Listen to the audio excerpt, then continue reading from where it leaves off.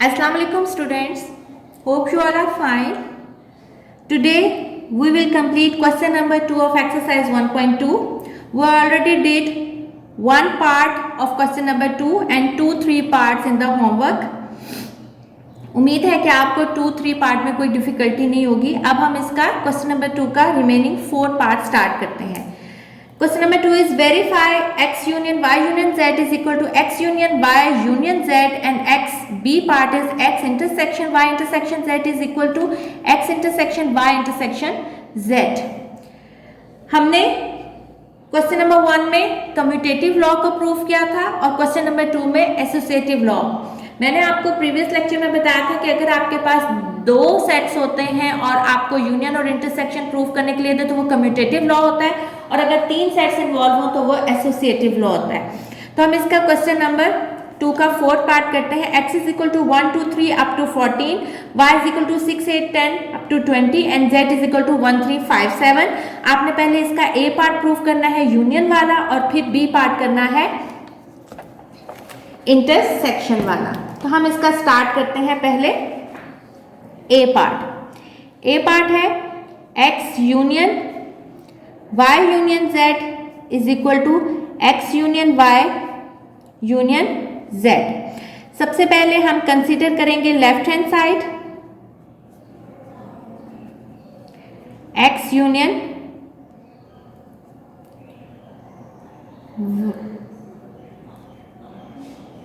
y union z. x आपके पास क्या है 1 2 3 अप टू 14 यूनियन ब्रैकेट लगाएंगे y 6 8 10 up to 20 union z 1 3 5 7 और ब्रैकेट क्लोज. पहले ब्रैकेट सॉल्व करेंगे.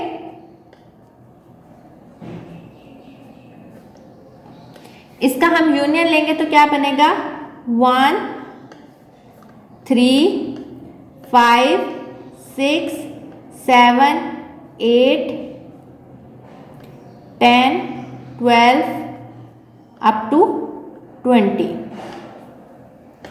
इसमें अगर आप देखें ये आपके पास और थे लेकिन ये 1 से सिर्फ 7 तक थे, तो हमने 1 से 7 तक कर दिया और बीच में ये इवन 6 आ गया और ये सारा सेट आपके पास इवन का है, इसलिए 6 8 10 12 से लेकर 20 तक. कुछ स्टूडेंट्स ये मिस्टेक करते हैं कि इसको पूरा 1 से लेकर 20 तक लिख देते हैं, यानी 1 3 5 7 20. वो गलत हो जाएगा क्योंकि 8 के बाद कोई इवन नंबर नहीं है बल्कि सारे क्या हैं ऑड नंबर. अब हम इसका यूनियन लेंगे इस सेट के साथ. अब ये देखें ये 1 2 3 अप टू 14 ये आपके पास क्या है नेचुरल नंबर्स. तो यहाँ आपके पास क्या आ जाएगा 1 2 3 4 भी आ जाएगा क्योंकि सारे नेचुरल नंबर हैं. और 14 तक देखें सारा आएगा लेकिन आगे 15 नहीं आएगा क्योंकि ये वाला जो यूनियन हो रहा है यहाँ क्या है आपके पास इवन नंबर. तो 14 के बाद 16 18 और 20. तो ये आपके पास आ गई equation 1.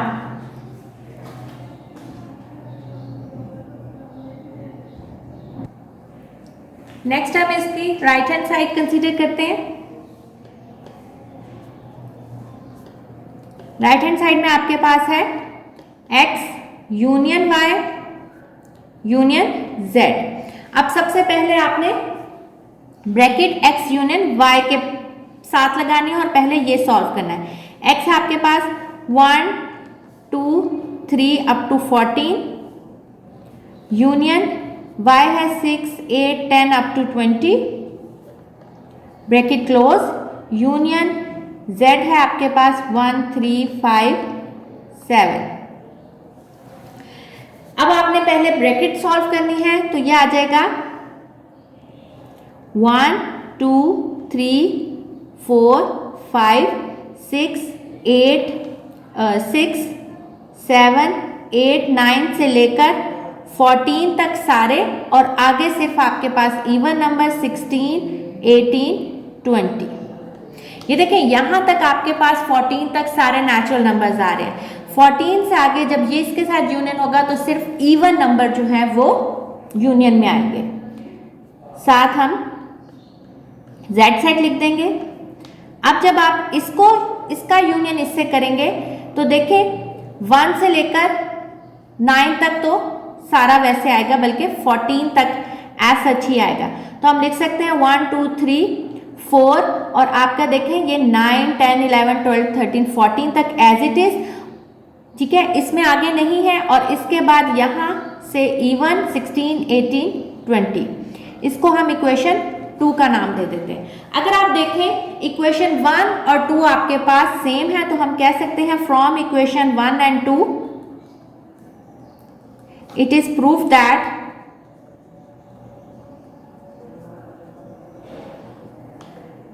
x union y union z is equal to x union y union z। अब हम इसका b पार्ट सॉल्व करते हैं। इसी सेट का b पार्ट सॉल्व करते हैं। Again consider left hand side x intersection y intersection z। x set क्या है आपके पास 1 2 3 up to 14, intersection bracket y है आपके पास 6 8 10 अप टू 20, इंटरसेक्शन z आपके पास क्या है 1 3 5 7 और ब्रैकेट क्लोज। पहले ब्रैकेट को सॉल्व करेंगे, पहला सेट एज इट इज लिख देते हैं। अब यहाँ आपने इंटरसेक्शन लेना है। इंटरसेक्शन अगर आप देखें यहाँ 6 से शुरू हो रहा है और यहाँ है 1 3 5 7, तो इसका इंटरसेक्शन होता है दोनों में कॉमन। तो अगर आप यहाँ देखें इन दोनों सेट्स में कोई मेंबर जो है वो एलिमेंट जो है वो कॉमन नहीं है, तो ये क्या आ जाएगा एम्प्टी सेट। अब इसका इंटरसेक्शन जब एम्प्टी सेट का 1 2 3 से या 14 तक किसी भी चीज का जब इंटरसेक्शन लेते हैं एम्प्टी सेट का, तो वो क्या आता है एम्प्टी सेट। इसको हम दे देंगे इक्वेशन 1 का नाम। अब आप करेंगे consider left right hand side x intersection y intersection z। अब पहले ब्रैकेट आएगी x, उसमें 1 2 3 up to 14, intersection y 6 8 10 20, bracket close, intersection 1 3 5 7। अब पहले हम ये ब्रैकेट सॉल्व करेंगे। 1 2 3 अप टू 14 का इंटरसेक्शन लेना है इससे। अब आप देखें यहाँ से 6, तो यहाँ भी 6 मौजूद है क्योंकि ये नेचुरल नंबर का सेट है, तो हम लिखेंगे 6 8 10 12 14। अब बताएं इसके अलावा कोई इंटरसेक्शन में यानी कॉमन आ रहा है? ये नेचुरल नंबर है, नेचुरल नंबर के वो एलिमेंट्स कॉमन होंगे इसके साथ जो इवन होंगे, तो वो बनते हैं 6 8 10 12 14। यहाँ तक 14 खत्म हो गया, इसका मतलब और कोई इंटरसेक्शन में नहीं है। इंटरसेक्शन 1 3 5 7। अब ये नेचुरल नंबर का सेट बन रहा है और ये आपके पास ऑड का, तो दोनों में इंटरसेक्शन जो है वो कोई भी नहीं है, तो ये आ जाएगा empty set.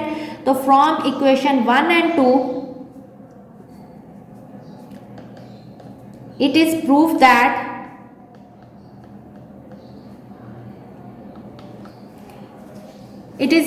That x intersection y intersection z is equal to x intersection y intersection z। अब हम इसका क्वेश्चन नंबर 3 स्टार्ट करते हैं।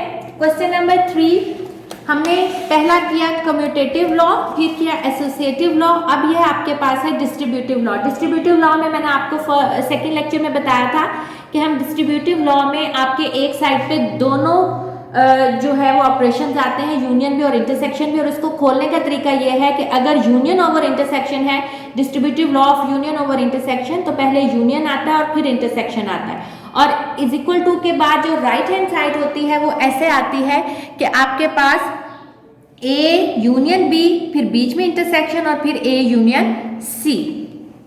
अब हम इसको सॉल्व करते हैं। उसने आपको ये डिस्ट्रीब्यूटिव लॉ जो है वो प्रूव करने के लिए दिया है। आपको ए दिया है ए बी सी, बी दिया है बी डी एफ और सी दिया है ए एफ सी, और वो कहता है कि show that if A is equal to this, B is equal to this and C is equal to this, then A union B intersection C is equal to A union B intersection A union C.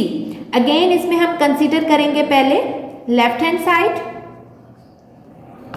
A union B intersection C. सबसे पहले A set लिखेंगे A B C union bracket B B D F intersection C A F C bracket close. पहले bracket को solve करेंगे. आपने इसका intersection लेना है. अगर आप देखें दोनों में कॉमन जो है वो सिर्फ क्या है, F. अब इसका इसके साथ यूनियन लेंगे तो ये बन जाएगा A B C F. तो ये आपके पास आ जाएगा लेफ्ट हैंड साइड. अब आप इसको करेंगे consider right hand side. Right hand side में आपके पास है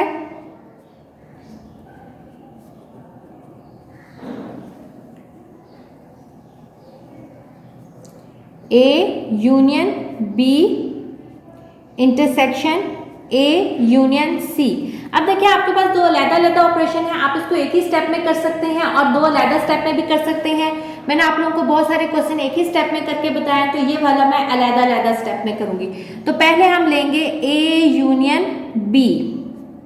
A आपके पास क्या है, A B C union B क्या है, B D F.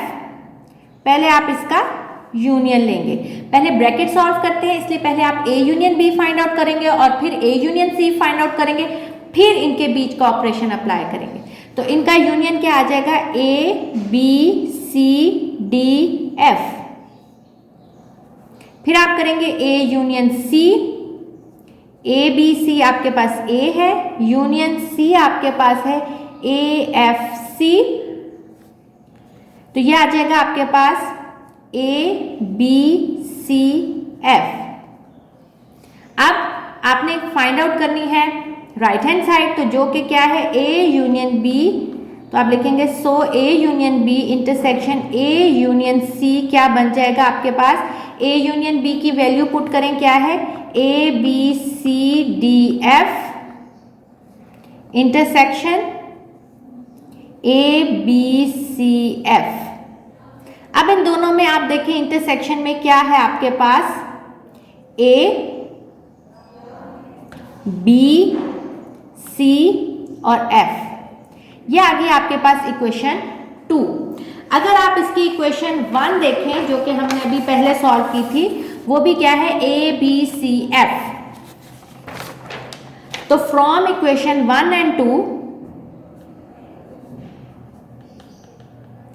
it is proved that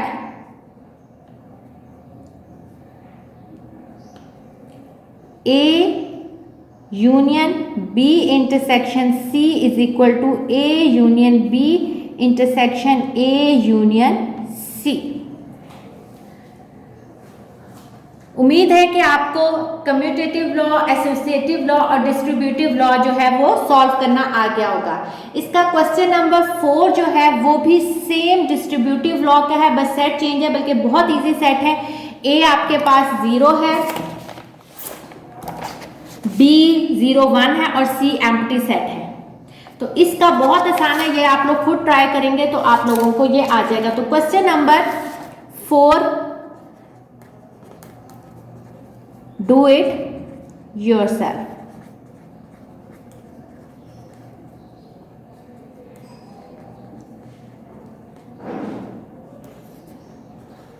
इंशाल्लाह नेक्स्ट लेक्चर में हम डिमॉर्गन्स लॉ करेंगे. Take care students. अल्लाह हाफिज.